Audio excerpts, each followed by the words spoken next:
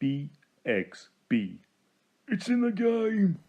It was less than 2 months ago that I reviewed the previously released LEGO game, which was the movie for the Ninjago thing with the ninjas and the bricks and the Lego. I don't really know. I never saw that film and I never really understood that license, to be honest. But it was a perfectly serviceable LEGO game. Absolutely fine in exactly the same way as you would expect from Traveller's Tales and Warner Brother, and in that case the Ninjago license from LEGO. And this time we have a different LEGO game from Traveller's Tales. We have LEGO Marvel Super Heroes 2, which has got this nice little opening cinematic that you've been watching here with the Guardians of the Galaxy, because let's be honest, Marvel know where their bread is buttered, and the Guardians are incredibly popular, especially amongst the youngsters. Everybody loves Rocket Raccoon and Groot, and they even tolerate the buffoonery of Star-Lord, Gamora, Drax, and the rest of them. And as you might be able to tell from me rattling off this curtain call of characters,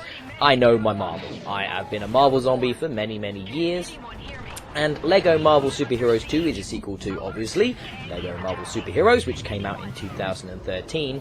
And unlike the typical LEGO licensed games, which usually tie in more directly to a film, this property is its own self-contained story, which I actually really enjoyed. And it meant we got to see a much wider sort of selection of characters that we don't normally see because they're not in the films. Everything from Spider-Gwen to Deadpool, you name it, they show up within this particular game, which is really enjoyable and fun and different, and adds a bit of variety to the characters and the figures that you might see. But at the end of the day, this is yet another LEGO game, and that means collecting everything under the sun. It means breaking everything you can see in the hopes of finding something buildable. It means simple, engaging sort of combat, which is varied and different between the different characters, and it means puzzles and stuff like that, which is what we've grown accustomed to and enjoy from our LEGO games. And in this one, you know, we're wrapped up in this original type of story, which is to do with Kang the Conqueror, which is somebody who's a villain that has never even shown up before in the Marvel Cinematic Universe. So it's really cool to get to see characters interact with that particular villain. He's a big fan. I'm a big fan of his. I should say he's not a big fan of mine, but I bet if he met me, he'd love me. However, he's great. He's purple. He's a time traveler. He rides around in a giant spaceship that's shaped like a sword, which is frankly pretty badass. And, you know, because he's a time traveler and dimension stuff is related to that as well, we get such a wide slew of characters and villains and good guys and bad guys and settings and situations, easy for me to say in my one-cut typical review here. But yeah, it's fine. It's exactly what you'd expect, and frankly, I don't need to spend too much time talking about that, because at this point, you know, 2 months ago we already had a LEGO game, and before that there was another one, and before that there was another one. There seems to be, and has been already, 3 LEGO games just this year, and you know, that pace doesn't seem to be slowing down, and I'd love to see a story like this, Marvel characters like this, presented in a different way. I really would, but LEGO seems to be the way we're getting them, so I'll take what I can get, as it were. I mentioned the combat.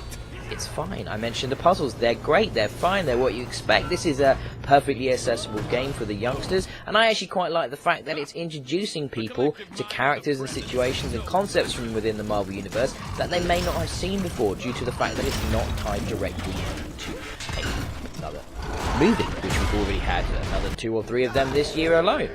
So you've got characters like I mentioned, you know, you've got Ms. Marvel in there, Captain Marvel, who obviously is not going to show up until next year in the first film of hers. You've got White Tiger, and many, many others. I could list all the characters, I suppose, but why spoil the fun? If you're already thinking, I'm in the mood for a new LEGO game, I like Marvel, I just saw Thor quite recently, I'm in a superhero sort of bent, because, you know, the other guys that came out and brought their film out, the Justice League, that might be DC, but it might make you in the mood for a superhero movie game, or something to that effect, and that's what this is. This will fill that hole. So why not? LEGO Marvel Super Heroes number 2, I give it a very fair 3 out of 5 stars. BXB. It's in the game!